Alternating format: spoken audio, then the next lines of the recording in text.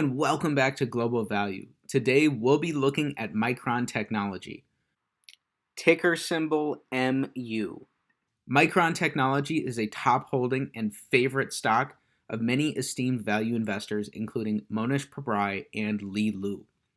We'll be performing an 8-pillar stock analysis of Micron, diving into the financials, and getting us situated with a baseline starting point of how to think about Micron as a company. Currently, Micron is trading at $72 a share. Looking at the chart, we can see Micron is down 24% year over year. But if we zoom out to a 10-year view, we can see that over the past 10 years, Micron has done quite well, about a 10x return or a 27% compounded annual growth rate.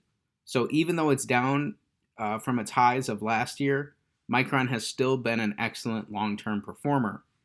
Looking at the 52-week high and low, we see that Micron is trading toward the low end of this, only $6 up from its 52-week low.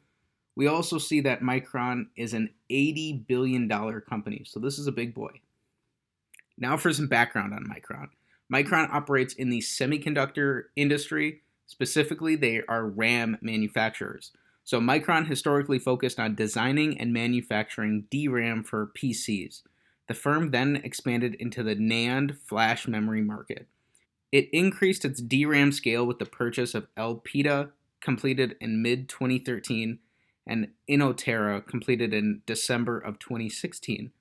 The firm's DRAM and NAND products tailored to PCs, data centers, smartphones, game consoles, automotives, and other computing devices. Micron was founded in 1978 and is headquartered in Boise, Idaho. From here, we're going to jump right into the 8-pillar analysis. Beginning with pillar number 1, we are looking for a 5-year average PE that is going to be under 22.5. So taking a look at the historical PE for Micron, Micron has traded at a 14 PE over the past 5 years, hitting a low of under 2.5 and a high of almost 36. Currently, that has fallen quite significantly, and Micron is again trading at 9 times earnings below this 5-year average. Moving on to pillar number 2, we're taking a look at the 5-year average return on capital. We want this average to be above 9%. So in 2017, Micron did 19.2% return on capital. 2018, they did 39.4%. In 2019, they did a 17.3% return on capital. 2020, it was a 6.6% return. And in 2021, they did 13.25% return on capital. Averaged out, this comes out to a 19.1% return on capital, which is double what we're looking for. So that is a big check there. Micron is able to earn significant returns on its capital. Pillar number 3, we're taking a look at the income statement now. We're looking for 5-year revenue growth. So in 2017, Micron did $20 billion in revenue, and in 2021, they did $27.7 billion. So that is a check there. Pillar number 4, we're looking for 5-year net income growth. In 2017, Micron did $5 billion in net income. In 2021, they did $5.8 billion in net income, with significant fluctuations in between. That makes sense in a more cyclical RAM semiconductor manufacturing industry. Next, we are looking at the supplemental data in the balance sheet for shares outstanding. So in 2017, Micron had 1.1 billion shares outstanding. And in 2021, Micron still had 1.1 billion shares outstanding, although this edged down just a little bit, just a hair from 2017. So that is going to be another check there. So far, we have 5 pillars and we have 5 checks. Looking at the cash flow statement now, we are looking for a 5-year growth in free cash flow from pillar number 6. So free cash flow is the lifeblood of any business. Free cash flow is cash from operations minus capital expenditures.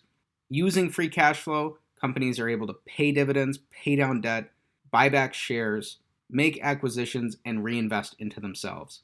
In 2017, Micron produced $8.1 billion in cash from operations, and they spent $4.7 billion on capital expenditures for $3.4 billion of free cash flow. In 2018, they produced $17.4 billion of cash from operations while expending $8.9 billion on capital expenditures for a total of $8.5 billion in free cash flow. In 2019, they earned $13.2 billion in cash from operations while spending $9.8 billion for $3.4 billion in free cash flow. In 2020, they earned $8.3 billion from operations while expending $8.2 billion in capital expenditures for $100 million of free cash flow in 2020.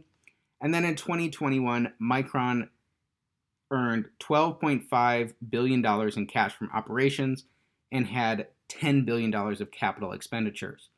This left them with $2.5 billion of free cash flow in 2021. So answering pillar number 6, 2017, they did $3.4 billion in free cash flow, and in 2021, that dropped to $2.5 billion of free cash flow. So that is going to be an X on pillar number 6. The 5-year average free cash flow from 2017 to 2021 comes out to $3.6 billion each year for Micron. So that is going to be useful going forward in pillars 7 and 8. So far, we've gone through 6 pillars. We have 5 checks and 1 X. Going back to the balance sheet for pillar number 7, we want total liabilities to be below 5 times the average 5-year free cash flow. So Micron has total liabilities of $14.9 billion. And if you multiply $3.6 billion, which was their average 5-year free cash flow, times 5, that comes out to $17.9 billion. So over the next 5 years, if Micron continues the same free cash flow profile, they have more than enough money to pay off all of their total liabilities. So that is a check on pillar number 7. Very healthy balance sheet from Micron. Finally, pillar number 8, the big daddy of all, we're looking at Micron's market cap, and we're comparing that to the average free cash flow. So specifically, we want their market cap to be below their average 5-year free cash flow times 20. 20 is just a starting point. So Micron has a market cap of $80.4 billion. And if we multiply that $3.6 billion of 5-year average free cash flow times 20, that comes out to $71.6 billion, which is about $10 billion shy of Micron's market cap. So again, this is just a starting point, but that is going to be another X there. So our final verdict is that Micron checks the box on 6 out of the 8 pillars with 2 X's, 1 X for the 5-year free cash flow growth, and another X for what we'd want to pay for the company market cap wise. Monish Pabrai has talked extensively about Micron over the past couple of years in several interviews that he's done. He's mentioned specifically that every time a new data center goes up, which are increasing in importance as hyperscalers like the public cloud continue to grow, just at a really high rate. Every time a new data center goes up, the memory guys get paid about 30 to 40% of the entire cost to put up that data center. Monish has also mentioned specifically that the RAM manufacturing industry has been highly cyclical in the past, but more recently, due to consolidation and because of some of these really aggressive boom and bust cycles, it's really only left the industry consolidated to a handful of pretty rational capital allocators. There's hope there that the industry will be less cyclical in the future and have a more steady and reliable free cash flow profile. If you want to learn more about Micron, I highly recommend digging into their filings, read their annual reports, read a 10K,